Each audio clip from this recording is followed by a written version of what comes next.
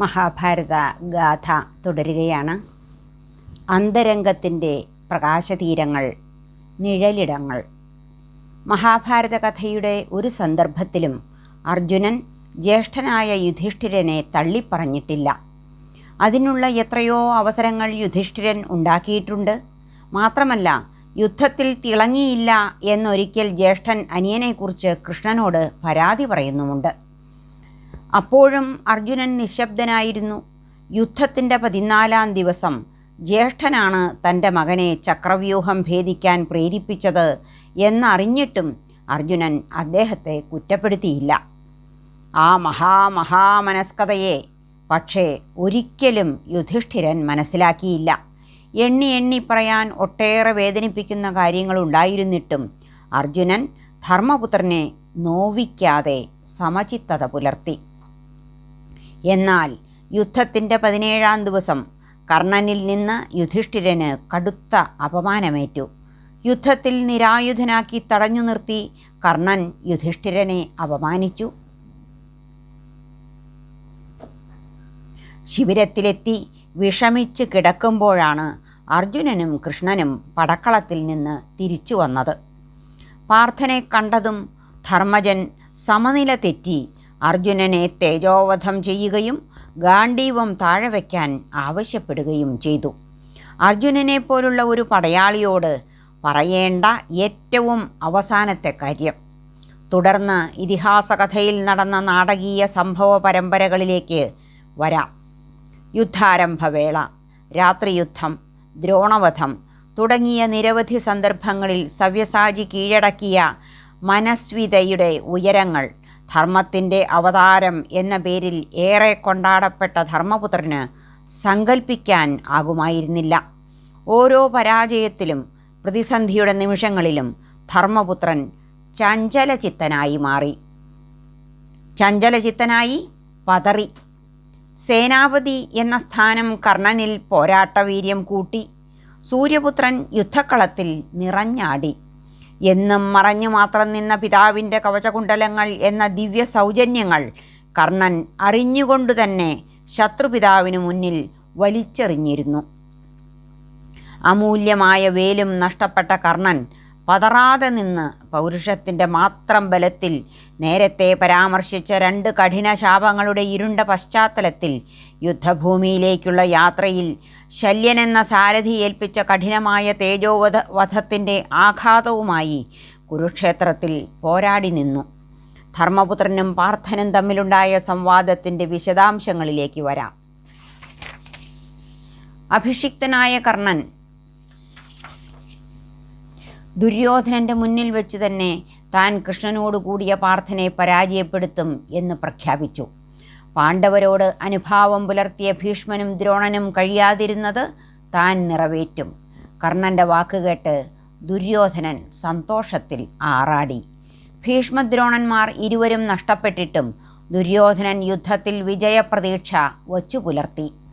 ഏറ്റവും അടുത്ത സുഹൃത്തായ കർണനെ സേനാപതിയാക്കിയതിലൂടെ ദുര്യോധനൻ്റെ പ്രതീക്ഷയും ആത്മവിശ്വാസവും ഇരട്ടിച്ചു. മകരവ്യൂഹവും അർദ്ധചന്ദ്രവ്യൂഹവും. 16-ാം ദിവസം കൗരവർ കർണൻ്റെ നേതൃത്വത്തിൽ മികവാർന്ന പ്രകടനം കാഴ്ചവെച്ചു. കർണൻ മകരവ്യൂഹം വിരചിച്ച് പോരാട്ടത്തിനിറങ്ങി. അർജുനനാകട്ടെ അർദ്ധചന്ദ്രവ്യൂഹം രചിച്ച് മുന്നേറി. തുടർന്ന് പോരാട്ടം കനക്കവേ ഭീമൻ ക്ഷേമമൂർത്തിയെയും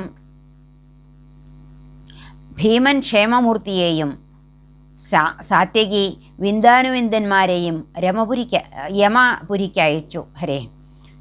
ഭീമൻ ക്ഷേമമൂർത്തിയെയും സാത്യകി വിന്ദാനുവിന്ദന്മാരെയും യമപുരിക്ക് അയച്ചു.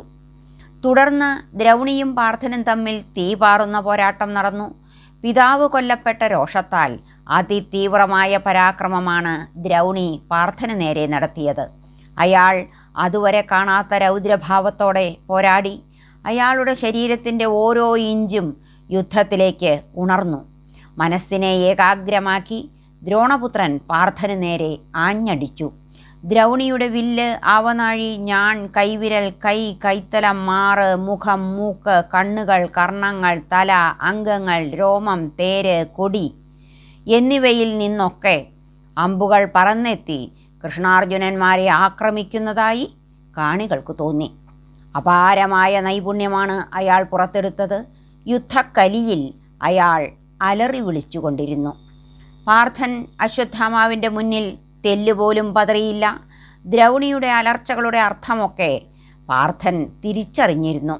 അയാൾ അയക്കുന്ന മുഴുവൻ അമ്പുകളും തൊടുക്കുന്ന നിമിഷം തന്നെ പാർത്ഥൻ മുറിച്ചു വീഴ്ത്തിക്കൊണ്ടിരുന്നു. അതിനിടയ്ക്ക് തക്കം നോക്കി സംശപ്തകന്മാർ പാർത്ഥനെ ആക്രമിച്ചു. അഗ്നി ചിതറുന്ന പോരാട്ടം പുറത്തെടുത്ത് അർജുനൻ അവരെ തടുത്തു. പോരാളികളുടെ മൃതദേഹങ്ങളാൽ യുദ്ധക്കളം നിറഞ്ഞു. ദ്രോണപുത്രൻ ആരെയും കൂസാതെ പിടിച്ചു നിന്നു. അയാൾ പാർത്ഥന് ഒരു പഴുതും അനുവദിച്ചില്ല. പാർത്ഥൻ എടുക്കുന്നതും ഞാണിൽ ചേർക്കുന്നതും തൊടുക്കുന്നതും എയ്യുന്നതും ആരും അറിഞ്ഞില്ല. ഹസ്തലാഘവത്തിൻ്റെ വിസ്മയവേഗങ്ങളുമായി അർജുനൻ ആടിത്തിമർത്തു. അസ്ത്രങ്ങൾ തറച്ച് ചത്ത ശരീരങ്ങളാൽ രണഭൂമി നിറഞ്ഞു. കൃഷ്ണൻ പറഞ്ഞു, പാർത്ഥ, ചിന്തിച്ചു നിൽക്കേണ്ട, അവനെ തീർക്കുക.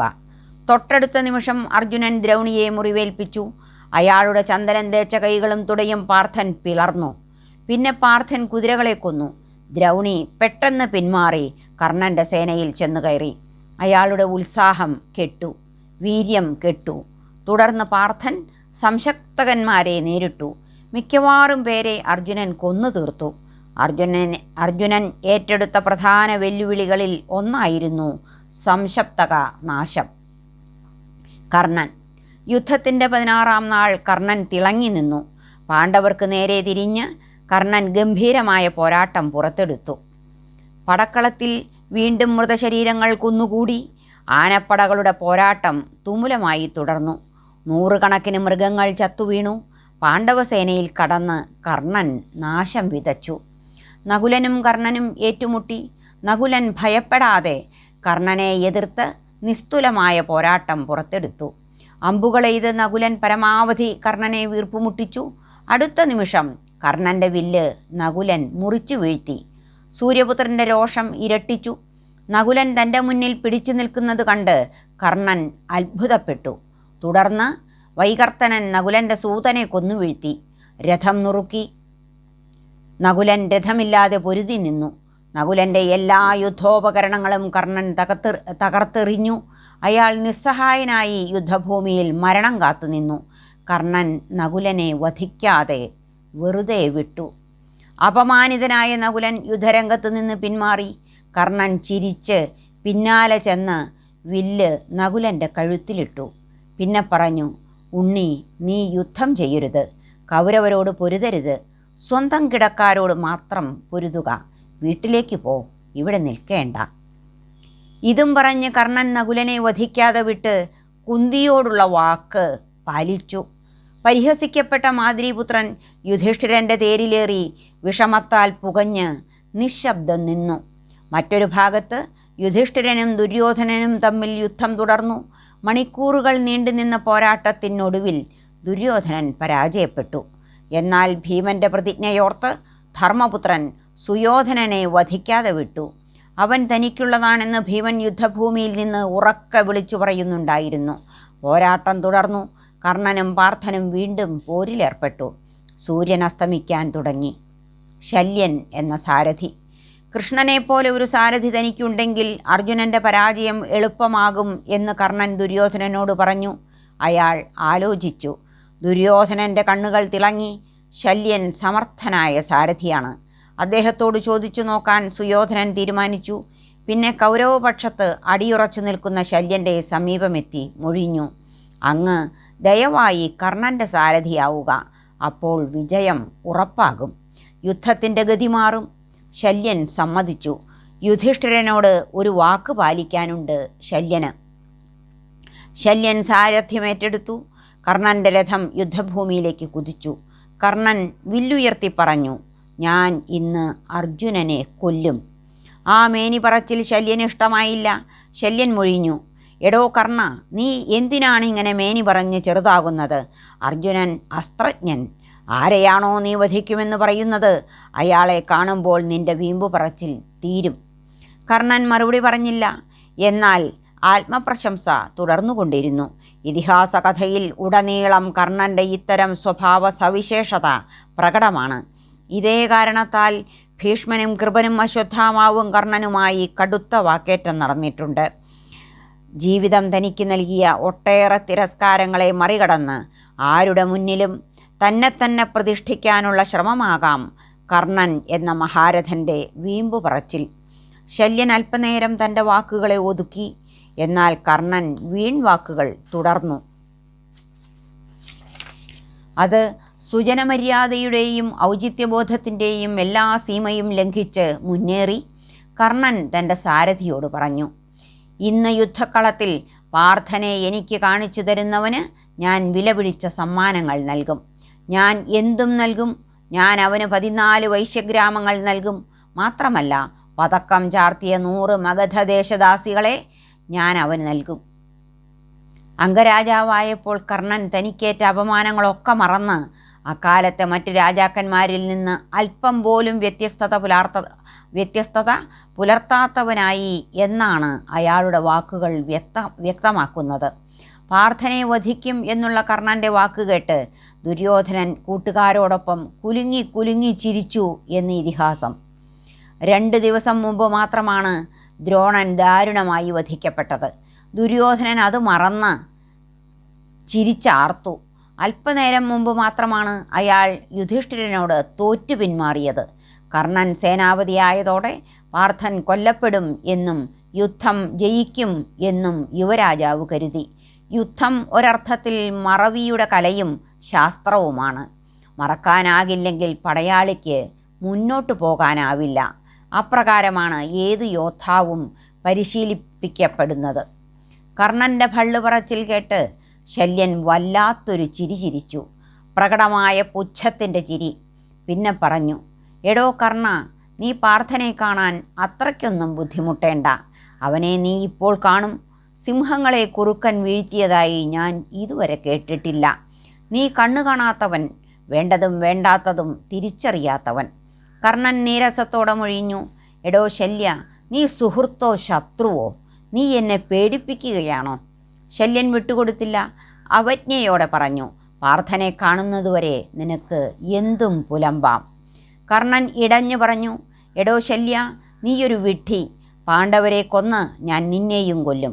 നീ പാപദേശത്തു പിറന്നവൻ, നീചന്മാരുടെ സുഹൃത്ത്. നിന്റെ മദ്രദേശത്തിൻ്റെ മഹിമ ഞാൻ പറയാം. നിന്റെ നാട്ടിലുള്ള സ്ത്രീ പുരുഷന്മാർ പരസ്പരം കൂടിച്ചേർന്ന് കുടിച്ചു കൂത്താടി നടക്കുന്നു. വറുത്തതും പൊരിച്ചതുമൊക്കെ യഥേഷ്ടം തിന്നു നടക്കുന്നു. മദ്രൻ മലമാണ്. അവനെ കണ്ടാൽ പോയി കുളിക്കണം. തേളിനെ പോലെ വിഷമുള്ളവൻ. കർണൻ നിർത്തി. പിന്നെയും വീറോടെ തുടർന്നു, മദ്രൻ എന്തും ചെയ്യും. അവൻ മദ്യം കുടിച്ച് മദാലസകളുമായി നിന്ന് തുള്ളും. കണ്ടവരുമായി സംഗമിക്കും. അങ്ങനെയുണ്ടാകുന്നവരാണ് മദ്രന്മാർ. കർണൻ്റെ വായിൽ നിന്ന് ഒരിക്കലും വീഴാൻ പാടില്ലാത്ത വാക്കുകൾ വീണു. കൂടുതൽ അശ്ലീലമയമായ കടുത്ത വാക്കുകൾ കർണനിൽ നിന്ന് അനർഗളം നിർഗളിച്ചു. സഭ്യതയുടെ എല്ലാ സീമകളും ലംഘിച്ച അധമ ഭാഷ ഉപയോഗിച്ച് കർണൻ തൻ്റെ സാരഥിയെ ബുദ്ധിശൂന്യമായി അപമാനിച്ചുകൊണ്ടിരുന്നു. യുദ്ധയാത്രയിലുടനീളം യോദ്ധാവും സാരഥിയും ചീഞ്ഞ വാക്കുകൾ എടുത്തെറിഞ്ഞ് പരസ്പരം തേജോവധം ചെയ്ത് ആറാടി നിന്നു. സങ്കുലയുദ്ധം തുടർന്നു. ഇരുഭാഗത്തുമുള്ള പോരാളികൾ കൂട്ടത്തോടെ യുദ്ധത്തിലേർപ്പെട്ടു. അവർ പരസ്പരം തകർത്തു മുന്നേറി പോരാട്ടം കൊടുമ്പിരിക്കൊണ്ടു. പെട്ടെന്നൊരു നിമിഷം കർണനും യുധിഷ്ഠിരനും ഏറ്റുമുട്ടി. പടയാളികൾ ധർമ്മപുത്രന് ചുറ്റും തീർത്ത സംരക്ഷണ വലയം ഭേദിച്ച് കർണൻ അദ്ദേഹത്തോടെ ഏറ്റു. സൂര്യപുത്രൻ അസംഖ്യം പോരാളികളെ കൊന്നുവീഴ്ത്തി യുധിഷ്ഠിരൻ്റെ നേർക്കടുത്തു. പടയാളികൾ വീണ്ടും കർണന് നേരെ ഇരച്ചു കയറി. കർണൻ അവരെയൊക്കെ തകർത്ത് ധർമ്മപുത്രനു നേരെ ചെന്നേറ്റു. ക്രോധത്താൽ മുഖം ചുവപ്പിച്ച് യുധിഷ്ഠിരൻ പറഞ്ഞു, എടോ കർണ, നീ വെറുതെ ഓരോന്ന് മോഹിക്കുകയാണ്. നിന്റെ യുദ്ധകൗശലം ഞാനിപ്പോൾ തീർത്തുതരാം. ധർമ്മപുത്രൻ ശരമാരി ചൊരിഞ്ഞ് കർണനെ എതിരേറ്റു. അപ്രതീക്ഷിതമായ ആ നീക്കത്തിൽ കർണൻ വിയർത്തു. ശരങ്ങളേറ്റ കർണൻ വില്ലും കൈവിട്ട് ഒരു നിമിഷം തളർന്നു നിന്നു. പാണ്ഡവസേന ഇരമ്പിയാർത്ത് ആഹ്ലാദിച്ചു. ധർമ്മപുത്രനെ രക്ഷിക്കാൻ കുറേയേറെ പേർ പാഞ്ഞെടുത്തു. താൻ വളയപ്പെട്ടു എന്ന് മനസ്സിലാക്കിയ കർണൻ പെട്ടെന്ന് ബ്രഹ്മാസ്ത്രം തൊടുത്തു. നിമിഷനേരത്തിനുള്ളിൽ പടയാളികൾ ശരകൂടങ്ങൾക്കകത്തായി. ഒരു നിമിഷം കർണൻ യുധിഷ്ഠിരൻ്റെ വില്ല് മുറിച്ചിട്ടു. 90 ശരങ്ങളെയ്ത് കർണൻ എതിരാളിയുടെ ചട്ട തകർത്തു. ധർമ്മജൻ്റെ ദേഹത്ത് നിന്ന് ചട്ട വിട്ടു. പാണ്ഡവസേന പതറി. ഉടനെ യുധിഷ്ഠിരൻ ഉരുക്കുകൊണ്ടുള്ള വേൽ കർണൻ്റെ നേരെ ചാട്ടി. അതും കർണൻ അനായാസം തുണ്ടുതുണ്ടാക്കി. അടുത്ത മാത്രയിൽ കർണൻ കുന്തിപുത്രൻ്റെ കൊടി ഖണ്ഡിച്ചു. ആവനാഴി അറുത്തിട്ടു. രഥം തകർത്തു. കുതിരകൾ നാലുപാടും പാഞ്ഞു. യുധിഷ്ഠിരൻ പിന്നോക്കം ഓടി. കർണൻ്റെ മുന്നിൽപ്പെട്ട് അദ്ദേഹം വല്ലാതെ കുഴങ്ങി. സൂര്യപുത്രൻ ധർമ്മജനെ അധിക്ഷേപിച്ചു പറഞ്ഞു, നീ ക്ഷത്രിയ വീരനല്ലേ? യുദ്ധത്തിൽ നിന്ന് ഓടുകയോ? നിനക്ക് ക്ഷത്രധർമ്മമൊന്നും അറിയില്ല. നിന്നെയൊന്നും യുദ്ധം ചെയ്യാൻ കൊള്ളില്ല. വീരന്മാരോട് മുട്ടരുത്. മനസ്സിലായോ നിനക്ക്? കർണൻ യുധിഷ്ഠിരൻ്റെ പിന്നാലെ ചെന്ന് ചുമലിൽ കൈവച്ചു. പിന്നെ അയാൾ ചിരിച്ചുകൊണ്ട് ധർമ്മപുത്രനെ പരിഹസിച്ചു. കർണൻ യുധിഷ്ഠിരനെ വിട്ടയച്ചു. അപമാനിതനായ ധർമ്മജൻ നീറിപ്പുകഞ്ഞു. പിന്നെ തിരിച്ചുപോയി. കർണൻ ഏൽപ്പിച്ച വാക്കിൻ്റെ മുറിവുകൾ ജ്യേഷ്ഠ പാണ്ഡവനെ വല്ലാതെ നീറ്റി. യുദ്ധഭൂമിയിൽ ഏറെക്കുറെ അനാഥനായി യുധിഷ്ഠിരൻ നിന്നു. അദ്ദേഹത്തിൻ്റെ ഉള്ളിൽ അവഹേളനത്തിൻ്റെയും നിരാശയുടെയും പേമാരികൾ ആർത്ത് പെയ്തിറങ്ങി. അപമാനത്തിൻ്റെ ഒരു ഹിമപാതം ധർമ്മജൻ്റെ നെഞ്ചിൽ അമർന്നു. പിന്നെ കർണൻ ഭീമനുമായി ഏറ്റു. അവിടെ കർണൻ അപ്രതീക്ഷിതമായി പരാജയപ്പെട്ടു. മാത്രമല്ല മോഹാലസ്യപ്പെടുകയും ചെയ്തു. ഭീമൻ ഉടനെ ജ്യേഷ്ഠനെ ശിബിരത്തിലേക്ക് പറഞ്ഞയച്ചു. ധർമ്മജൻ്റെ പരാജയവേളയിൽ അർജുനൻ സ്ഥലത്തില്ലായിരുന്നു. അദ്ദേഹം പതിവ് പോലെ സംശപ്തകന്മാരെ ഒടുക്കാൻ പോയിരിക്കുകയായിരുന്നു. സങ്കുലയുദ്ധം തുടർന്നു. മറ്റൊരിടത്ത് ഭീമൻ ദുര്യോധനനെ പരാജയപ്പെടുത്തി. കൃഷ്ണന് കാര്യത്തിൻ്റെ ഗൗരവം മനസ്സിലായി. കർണൻ ജീവിച്ചിരുന്നാൽ യുദ്ധം നീളും. അയാളെ വധിക്കാൻ സമയമായി. യുധിഷ്ഠിരൻ കർണനിൽ നിന്നേറ്റ പരാജയം മനസ്സിലാക്കിയ പാർത്ഥനും സാരഥിയും ശിബിരത്തിലേക്ക് തിരിച്ചു. വാക്കിൻ്റെ മുൾമുനകൾ. യുദ്ധഭൂമിയിൽ പോരാട്ടം നടക്കുന്ന സമയത്ത് പാണ്ഡവരുടെ നായകൻ യുധിഷ്ഠിരൻ ശിബിരത്തിൽ വന്നു കിടന്നു. യുദ്ധഭൂമിയിൽ വച്ച് പരസ്യമായി മനഃപൂർവ്വം തന്നെ അപമാനിക്കാനായി കർണൻ പറഞ്ഞ വാക്കുകൾ ധർമ്മപുത്രൻ്റെ ഉള്ളിൽ മുഴങ്ങിക്കൊണ്ടിരുന്നു. അദ്ദേഹം തനിയേ ആയിരുന്നു. ഭീമനിൽ നിന്ന് വിവരമറിഞ്ഞ പാർത്ഥനും കൃഷ്ണനും ധർമ്മപുത്രനെ കാണാനെത്തി. കർണനെ വധിച്ച ശേഷമാണ് അവർ തന്നെ കാണാനെത്തുന്നത് എന്ന് അദ്ദേഹം വിചാരിച്ചു. അതുകൊണ്ട് ധർമ്മജൻ ഏറെക്കുറെ സന്തോഷത്തോടെയാണ് അവരെ ഇരുവരെയും എതിരേറ്റത്. അദ്ദേഹം അവരോട് പറഞ്ഞു, നിങ്ങൾ കർണനെ കൊന്നിരിക്കും അല്ലേ? എങ്ങനെയാണ് അവനെ വധിച്ചത് എന്ന് പറയൂ. എനിക്ക് വിശദാംശങ്ങൾ വേണം. എനിക്കത് കേൾക്കാൻ തിടുക്കമായി അർജുന. എനിക്കവനെ പേടിയായിരുന്നു എന്നും. ഊണിലും ഉറക്കത്തിലും ഞാൻ അവനെ ഭയന്നു. അവനെ മുൻനിർത്തിയാണ് ദുര്യോധനൻ യുദ്ധം തുടങ്ങിയത്. അവൻ മഹാരഥനായ പോരാളി, ലോകം കീഴടക്കാൻ കഴിയുന്നവൻ. അവനെ പേടിച്ച് ഞാൻ 13 വർഷം ശരിക്കും ഉറങ്ങിയിട്ടില്ല കൃഷ്ണ. അവനെ ഭയന്ന് എവിടെയും ഞാൻ അവനെ മാത്രം കണ്ടു. അവനോടുള്ള ഭയം കാരണം എനിക്ക് ഭ്രാന്ത് പിടിച്ചേക്കും. യുധിഷ്ഠിരൻ നിർത്തി മേൽപോട്ട് നോക്കി നെടുവീർപ്പിട്ടു. പിന്നെ വിങ്ങലോടെ മൊഴിഞ്ഞു, പാർത്ഥ, കർണൻ എന്നെ അപമാനിച്ചു. ആദ്യം എൻ്റെ തേര് തകർത്തു, കുതിരകളെ കൊന്നു. പിന്നെ സൂതനെ വധിച്ചു വീഴ്ത്തി. സാത്യകി കണ്ടു നിൽക്കെ അവൻ എന്നെ അപമാനിച്ചു. ധൃഷ്ടദ്യുമ്നൻ, ശിഖണ്ഡി, യമന്മാർ, പാഞ്ചാലി പുത്രന്മാർ എന്നിവർ അവനെ എതിർത്തെങ്കിലും അവരെ അവൻ തോൽപ്പിച്ചു. എന്നോട് അവൻ തുടരെ കുത്തുവാക്കുകൾ ഓതി. ശ്രേഷ്ഠരായ യുദ്ധനായകരെ അവൻ അപമാനിച്ചു വിട്ടു. കർണൻ എന്നെ കൊന്നില്ല എന്നു മാത്രം. ഭീമൻ എന്നോട് ശിബിരത്തിലേക്ക് പോകാൻ പറഞ്ഞു. അപ്പോൾ അർജുനൻ വിഷമത്തോടെ പറഞ്ഞു, ജ്യേഷ്ഠ, ഞാൻ സംശപ്തകന്മാരുമായി യുദ്ധത്തിലായിരുന്നു. അത് ഏറെ നേരം നീണ്ടു നിന്നു. അപ്പോഴേക്കും ദ്രൗണി വന്ന് എതിർത്തു. അവനും ഞാനും തമ്മിൽ ഭീഷണമായ യുദ്ധം നടന്നു. അവൻ വലിയ പരാക്രമത്തോടെ പോരാടി. പടക്കളത്തിൽ നിന്ന് ഞാൻ അവനെ ഓടിച്ചു. ചോര വാർന്നൊലിച്ച് അവൻ കർണൻ്റെ സേനയിൽ പോയി മറഞ്ഞു. അപ്പോഴേക്കും കർണനെത്തി. ഞാൻ അവനെ വിട്ട് അങ്ങയെ കാണാനായി ശിബിരത്തിലേക്ക് പോന്നു. അർജുനൻ നിർത്തി. യുധിഷ്ഠിരൻ അർജുനനെ നോക്കി. ആ മുഖം കറുത്തു. കർണൻ ഇപ്പോഴും ലോകത്ത് സസുഖം ജീവിച്ചിരിപ്പുണ്ട് എന്നത് യുധിഷ്ഠിരൻ്റെ സമനില തെറ്റിച്ചു. അവനെ വധിക്കാതെ അർജുനൻ ശിബിരത്തിലെത്തും എന്ന് കരുതിയില്ല. ധർമ്മജൻ ഗാണ്ഡീവം അരികെ നിൽക്കുന്ന അനുജനെ നോക്കി. അദ്ദേഹം സവ്യസാചിയെ രൂക്ഷമായി കൺപാർത്തു. പിന്നെ പറഞ്ഞു, നീ എന്താണ് പറഞ്ഞത്? കർണനെ വധിച്ചില്ലെന്നോ? കർണൻ ജീവിച്ചിരിക്കുന്നുവെന്നോ? എടോ, നീ പേടിച്ചു പോന്നു അല്ലേ? ഭീമനെ ഒറ്റയ്ക്കാക്കി നീ പടക്കളത്തിൽ നിന്ന് തിരിച്ചു പോന്നു അല്ലേ? കർണനെ വധിക്കാൻ കഴിയാതെ നീ യുദ്ധഭൂമിയിൽ നിന്ന് ഓടിപ്പോന്നതാകും അല്ലേ? കുന്തിയുടെ ഗർഭം നീ നിഷ്ഫലമാക്കി. കർണനെ കൊല്ലുമെന്ന് നീ എത്ര തവണ പ്രതിജ്ഞ ചെയ്തു? കർണനെക്കുറിച്ച് അന്ന് ദ്വൈതവനത്തിൽ വച്ച് ഞാൻ പറഞ്ഞപ്പോൾ അവനെ വധിക്കും എന്ന് നീ പ്രതിജ്ഞ ചെയ്തില്ലേ? എനിക്ക് കർണനെ എതിർക്കാൻ വയ്യ എന്ന് അന്നേ നീ പറഞ്ഞിരുന്നെങ്കിൽ ഞാൻ അതിനനുസരിച്ച് കാര്യങ്ങൾ നീക്കുമായിരുന്നു. നീ അവനെ വധിക്കും എന്ന് പറഞ്ഞു, നീ അത് ചെയ്തില്ല. എന്നെ നീ ശത്രുക്കളുടെ പടയിൽ കൊണ്ട് തള്ളി നിലത്തിട്ടരച്ചു. നിന്നെ കൊണ്ട് എന്തു കാര്യം? ഇപ്പോൾ നീ എനിക്ക് മാംസം പൊതിഞ്ഞ ചൂണ്ട പോലെ, ചോറിലൊളിഞ്ഞിരിക്കുന്ന വിഷം പോലെ. നിന്നെ മാത്രം കരുതി 13 വർഷം ഞാൻ പ്രതീക്ഷ വച്ചു പുലർത്തി. നീ ഞങ്ങളെ മുക്കി ഇല്ലേ? നിനക്ക് കർണനെ ഭയമാണല്ലേ?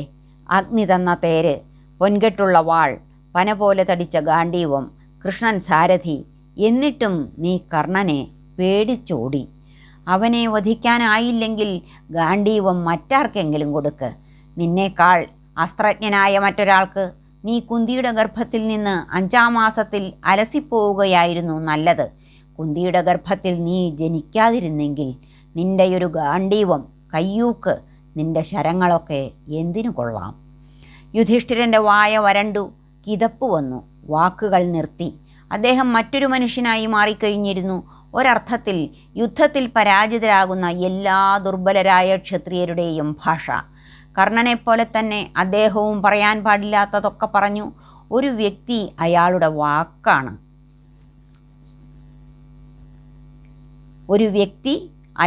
വാക്കാണ്. യുധിഷ്ഠിരൻ്റെ മലിനമായ വാക്കുകളിൽ അദ്ദേഹത്തിൻ്റെ അപ്പോഴത്തെ ഉള്ളം തെളിഞ്ഞു. വാക്കിൻ്റെ വജ്രമുനകളാൽ ധർമ്മപുത്രൻ പാർത്ഥനെ തള്ളിപ്പറഞ്ഞു, അപമാനിച്ചു. ഒരു നിമിഷം അർജുനൻ ഉറയിൽ നിന്ന് വാളൂരി പാർത്ഥൻ്റെ മുഖം തുടുത്തു. അധരങ്ങൾ വിറച്ചു. ഉറയൂരിയ വാൾ പാർത്ഥൻ്റെ കയ്യിലിരുന്ന് തിളങ്ങി. പെട്ടെന്ന് കൃഷ്ണൻ വന്ന് അർജുനനെ പിടിച്ചു. ക്രോധത്താൽ വിറച്ച് അർജുനൻ പറഞ്ഞു, ഗാണ്ഡീവം മറ്റൊരാൾക്ക് കൊടുക്കുക എന്ന് എന്നോട് വേറൊരാൾ പറഞ്ഞാൽ പറഞ്ഞ വ്യക്തിയെ ഞാൻ വധിക്കും കൃഷ്ണ. അതെൻ്റെ രഹസ്യ പ്രതിജ്ഞയാണ്. ഞാനത് നിറവേറ്റും. രാജാവ് പറഞ്ഞ വാക്ക് കേട്ടില്ലേ കൃഷ്ണ? ഞാൻ ഇയാളെ കൊന്ന് എൻ്റെ ശോകം മാറ്റും. അങ്ങ് കേട്ടില്ലേ രാജാവ് പറഞ്ഞ വാക്കുകൾ? അതെനിക്ക് പൊറുക്കാനാവില്ല. ഈ ധർമ്മഭീരുവിൻ്റെ ജീവൻ എടുക്കുകയാണ് ഞാൻ. കൃഷ്ണൻ സമയം കളയാതെ അർജുനനെ സാന്ത്വനിപ്പിച്ചു, കുറ്റപ്പെടുത്തി, പരിഭവിച്ചു, ചെറുതായി നീരസം പ്രകടിപ്പിച്ചു, സന്ദർഭത്തിൻ്റെ ഗൗരവം ഓർമ്മപ്പെടുത്തി. യുദ്ധരംഗത്ത് ഭീമൻ തനിയെ നിന്ന് പോരാടുകയാണ്. ഏറെ പ്രയാസപ്പെട്ട് കൃഷ്ണൻ പാർത്ഥനെ മഹാപാതകത്തിൽ നിന്ന് പിന്തിരിപ്പിച്ചു. അർജുനൻ നിശബ്ദനായിരുന്നു. പിന്നെ പതുക്കെ യാഥാർത്ഥ്യത്തിലേക്ക് ഉണർന്നു. വികാരം പോയി, വിവേകം തെളിഞ്ഞു. കുറ്റബോധത്താൽ പാർത്ഥൻ ഞെളിപിരിക്കൊണ്ടു. ജ്യേഷ്ഠനെ വധിക്കും എന്നാണ് താൻ പറഞ്ഞത്. അതിനി തിരിച്ചെടുക്കാനാവില്ല. കൃഷ്ണൻ വിചിത്രമായൊരു പരിഹാരം നിർദ്ദേശിച്ചു. പാർത്ഥൻ ജ്യേഷ്ഠനായ യുധിഷ്ഠിരനെ എടാ എന്നൊക്കെ വിളിച്ച് ആക്ഷേപിച്ചാൽ മതി. അതൊരു അനുഷ്ഠാനം പോലെ യാന്ത്രികമായി ചെയ്താൽ മതി. എന്നാൽ ആളെ വധിച്ചതിന് സമമായി. അത് ജ്യേഷ്ഠനുള്ള ശിക്ഷയാകും. അർജുനൻ കൃഷ്ണനെയോർത്ത് യാന്ത്രികമായി അല്പനേരം ജ്യേഷ്ഠനെ കടുത്ത വാക്കുകളാൽ അധിക്ഷേപിച്ചു. അർജുനൻ പ്രയോഗിച്ച വാക്കുകൾ കഠിനമായിരുന്നു. ചൂതാട്ടക്കാരൻ, അധമൻ, ദുഷ്ടൻ, പാപി, നരാധമൻ, തെണ്ടികളോട് ചേർന്ന പ്രവൃത്തി ചെയ്യുന്നവൻ തുടങ്ങി അർജുനനെ പോലെ ഒരാൾ പറയുമെന്ന് സങ്കല്പിക്കാനാവാത്ത ഭാഷയായിരുന്നു യുധിഷ്ഠിരനു നേരെ പ്രയോഗിക്കപ്പെട്ടത്. കർണപർവത്തിലെ 70-ാം അധ്യായത്തിൽ വിശദമായി അത് ആഖ്യാനം ചെയ്യപ്പെട്ടിട്ടുണ്ട്. മാത്രമല്ല, താൻ നേടിയെടുത്ത സ്ത്രീയെ പത്നിയായി സ്വീകരിച്ചവൻ എന്നും യാന്ത്രികമായെങ്കിലും അർജുനൻ പറയാതിരുന്നില്ല. അതൊക്കെ കഴിയുമ്പോഴേക്കും പാർത്ഥൻ വിയർത്തു. കുറ്റബോധത്താൽ അർജുനൻ പുളഞ്ഞു.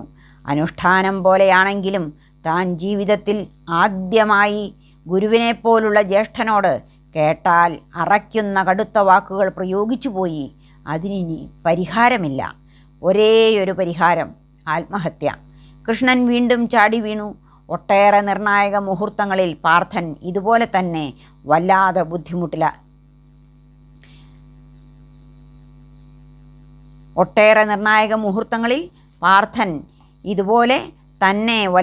ബുദ്ധിമുട്ടിലാക്കിയിട്ടുണ്ട്. പാർത്ഥസാരഥി പറഞ്ഞു, പാർത്ഥ, ആത്മഹത്യയ്ക്ക് സമമായി മറ്റൊന്നേ നിലവിലുള്ളൂ: ആത്മപ്രശംസ.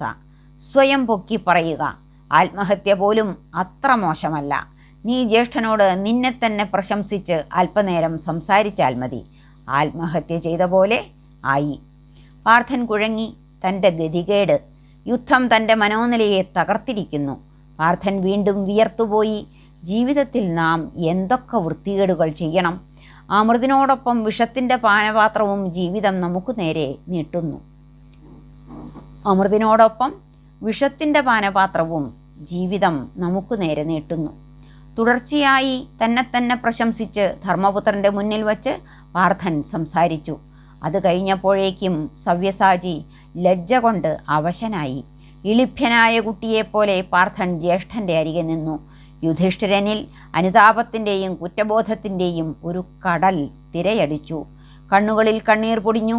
വാക്കുകൾ ഇടറി. പിന്നെ പറഞ്ഞു: ഉണ്ണി പാർത്ഥ, ഞാനാണ് കുറ്റക്കാരൻ.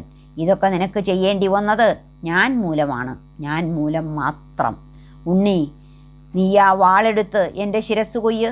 നമുക്കുണ്ടായ എല്ലാ ദുരന്തങ്ങൾക്കും കാരണം ഞാനാണ്. അപരാഹ്നത്തിൻ്റെ ആ മുഹൂർത്തത്തിൽ ഏട്ടനും അനിയനും നിസ്സഹായരായ 2 മനുഷ്യാത്മാക്കളായി ശിബിരത്തിൽ നിന്നു. പാർത്ഥസാരഥിയുടെ ചുണ്ടിൽ ഒരു മന്ദസ്മേരം വിരിഞ്ഞു. പിൻവാക്ക്. ജീവിതത്തിൻ്റെയും മരണത്തിൻ്റെയും അനിശ്ചിതത്വം അടയാളപ്പെടുത്തുന്ന വിസ്മയ പ്രതിഭാസമാണ് പഴയകാലത്തെ യുദ്ധം.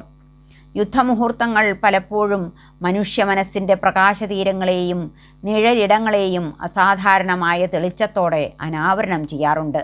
മനുഷ്യർ പരസ്പരം നേർക്കുനേർ കൊല്ലാനും വെല്ലാനുമായി ഏറ്റുമുട്ടുമ്പോൾ മനസ്സിലെ കള്ളത്തരങ്ങളുടെ ചതുപ്പുനിലങ്ങളെ പൊതിഞ്ഞുവെക്കാൻ ആവില്ല. അതുകൊണ്ട് സത്യം അതിൻ്റെ മുഴുവൻ മനോഹാരിതയോടെ, വൈരൂപ്യത്തോടെ പുറത്തു വരുന്നു. ഇതിഹാസത്തിലെ മുഖ്യ കഥാപാത്രങ്ങളായ യുധിഷ്ഠിരൻ, പാർത്ഥൻ, കർണൻ എന്നീ കഥാപാത്രങ്ങളുടെ വിജയത്തിലും പരാജയത്തിലും ഒക്കെയുള്ള അഭികാമ്യവും അനഭികാമ്യവുമായ കാമനകൾ ഏതൊക്കെ വിധാനങ്ങളിൽ പ്രതിപ്രവർത്തിക്കുന്നു എന്ന് അന്വേഷിക്കുകയാണ് ഈ അധ്യായത്തിലൂടെ. അവർ 3 പേരും സുജനമര്യാദയുടെ എല്ലാ സീമകളും ലംഘിക്കുന്ന ചീഞ്ഞ വാക്കുകളാണ് പ്രയോഗിച്ചത്. കർണൻ അത്തരം വാക്കുകൾ മുൻപും പറഞ്ഞിട്ടുണ്ട്. എന്നാൽ യുധിഷ്ഠിരൻ്റെയും പാർത്ഥൻ്റെയും വായിൽ നിന്ന് വീണ വാക്കുകൾ ആരെയും ഞെട്ടിപ്പിക്കുന്നവയാണ്. ജീവിതത്തിലെ അവസാനത്തെ യുദ്ധം വെട്ടാൻ പോകുന്ന വ്യക്തിയാണ് കർണൻ. ഒരുപാട് തവണ വാഴ്വിൻ്റെ പരീക്ഷണങ്ങൾക്ക് വിധേയനായ വ്യക്തി. വിശ്വസ്തനായിരിക്കുമെന്ന് പ്രതീക്ഷിക്കപ്പെടുന്ന സാരഥി തന്നെ കർണനെ തേജോവധം ചെയ്യാനുള്ള ദൗത്യം ഏറ്റെടുക്കുകയാണ്. തനിക്ക് നേരിടേണ്ടി വന്ന വിപരീതങ്ങളെ ധീരമായി മറികടന്നവനാണ് കർണൻ. ദുര്യോധനൻ അംഗരാജ്യ വാഗ്ദാനവുമായി കടന്നു വരുന്നതിനു മുമ്പേ തന്നെ കർണൻ പ്രബുദ്ധമായ ധിക്കാരത്തിൻ്റെ വഴി തിരഞ്ഞെടുത്തതാണ്. ഒന്നുകിൽ അപമാനിതനായി വിസ്മൃതനാകുക, അല്ലെങ്കിൽ ജീവിതത്തെ അഭിമുഖീകരിക്കുക എന്ന ദ്വന്ദ്വത്തിൽ രണ്ടാമത്തേത് തിരഞ്ഞെടുത്തവനാണ് കർണൻ.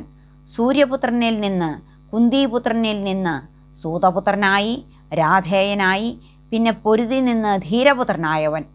ജീവിതത്തിൻ്റെ മുൾമുനകളിൽ ഞാൻ വീഴുന്നു, എന്നിൽ രക്തം പൊടിയുന്നു എന്ന് ജീവിതത്തിൻ്റെ മുൾമുനകളിൽ ഞാൻ വീഴുന്നു, എന്നിൽ രക്തം പൊടിയുന്നു എന്ന് വിലപിച്ചവനല്ല കർണൻ. മറിച്ച് പൗരുഷവും ധിക്കാരവും കൊണ്ട് കുറേയൊക്കെ നേടിയെടുത്തവൻ. അങ്ങനെയുള്ള കർണനാണ് സാരഥിയിൽ നിന്ന് തനിക്കേറ്റ അപമാനത്തിൻ്റെ മുൾവാക്കുകൾ എന്ന തേജോവധത്തെ അതിനേക്കാൾ കഠിനമായ വാക്കിൻ്റെ വജ്രങ്ങളാൽ ആക്രമിച്ച് തോൽപ്പിച്ചത്. അപ്രകാരം കർണൻ അയാളുടെ ആത്മവിശ്വാസത്തിൻ്റെ രസവിധാനം സമതുലിതമായി നിലനിർത്തുകയായിരുന്നു. മാലിന്യം നിറഞ്ഞതായിരുന്നുവെങ്കിലും അതല്ലാതെ കർണന് വേറെ വഴിയില്ലായിരുന്നു. അത്തരമൊരവസരത്തിൽ വാക്കുകളിൽ മാന്യത ചേർക്കാനോ പെരുമാറ്റത്തിൽ കുലീനത ചാലിക്കാനോ ഒന്നും സാധ്യമാകില്ലെന്ന് കർണൻ കരുതി. നിലനിൽപ്പിൻ്റെ പരീക്ഷണ നിമിഷങ്ങളിലായിരുന്നു അയാൾ ചോര പൊടിഞ്ഞു പിടയുന്ന ആത്മാവിൽ നിന്ന് താനേ വിനിർഗളിച്ച ലാവ പോലെ പൊള്ളുന്ന മലിനമായ വാക്കുകൾ. സന്ദർഭം നോക്കിയില്ല, ശ്രോതാവിൻ്റെ വലുപ്പമോ ചെറുപ്പമോ ഓർത്തില്ല, ഔചിത്യം നോക്കിയില്ല. നിർണായക ഘട്ടത്തിൽ മിത്രം ശത്രുവായി മാറിയപ്പോൾ ആത്മനിഷ്ഠതയുടെ കൊടുമുടിയിൽ നിന്ന് അമ്പുപോലെ പാഞ്ഞെത്തിയ വാക്കുകൾ. ഇതിഹാസത്തിലെ ഒട്ടേറെ താളുകളിൽ അവ നീണ്ടുകിടക്കുന്നു.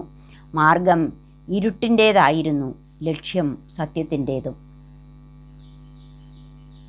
ദ്യൂതസഭയിൽ ഭീമൻ ജ്യേഷ്ഠന് നേരെ ജ്വലിച്ച് ചൂതാട്ടക്കാരൻ്റെ കൈ പൊള്ളിക്കാൻ സഹദേവനോട് അഗ്നി കൊണ്ടുവരുവാൻ പറഞ്ഞപ്പോൾ ഭീമനെ പ്രയാസപ്പെട്ട് അതിൽ നിന്ന് പിന്മടക്കിയത് അർജുനനായിരുന്നു. യുദ്ധഭൂമിയിൽ വച്ച് ദ്രോണൻ യുധിഷ്ഠിരനെ ജീവനോടെ തടവിലാക്കാൻ ഒട്ടേറെ തവണ ശ്രമിച്ചു നോക്കി. അർജുനൻ്റെ കരുതലും മിടുക്കുമാണ് ദ്രോണൻ്റെ ശ്രമം പരാജയപ്പെടുത്തിയത്.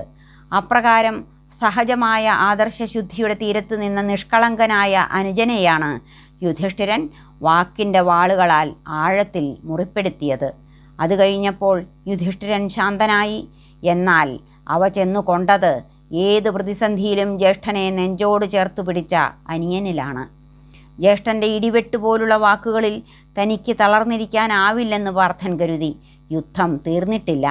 സങ്കരത്തിൻ്റെ ഭാരം തൻ്റെ കൂടി ചുമതലയിലാണ്. പിടിച്ചു നിൽക്കണം. അതുകൊണ്ട് മാത്രം പാർത്ഥൻ സമചിത്തതയുടെ വാളുറയിൽ നിന്ന് ജീവിതാഭിരതിയുടെ തിളങ്ങുന്ന വാൾ ഊരി നിന്നു. യുദ്ധജീവിതം തനിക്ക് മുന്നിൽ പെട്ടെന്ന് കൊണ്ടുവന്നു വച്ച വെല്ലുവിളിയെ അങ്ങനെ മാത്രമേ പാർത്ഥന് മറികടക്കാൻ ആകുമായിരുന്നുള്ളൂ. ഒടുവിൽ ആത്മശുദ്ധിയുടെ ആൾരൂപമായി ജ്യേഷ്ഠനരികെ തെറ്റു ചെയ്ത കുട്ടിയെപ്പോലെ വിഷമിച്ചു നിൽക്കുന്ന അനുജനും അഗാധമായ മിഴികളോടെ ഇടറുന്ന വാക്കുകളോടെ അനിയൻ്റെ മുന്നിൽ നിർമ്മലമായ ആർജവത്തോടെ വാത്സല്യത്തിൻ്റെ അരുവിയായി നിന്ന ജ്യേഷ്ഠനും ഇതിഹാസത്തിലെ മധുരോദാരമായ ജീവിത ചിത്രങ്ങളിൽ ഒന്നത്രേ. ഹരേ.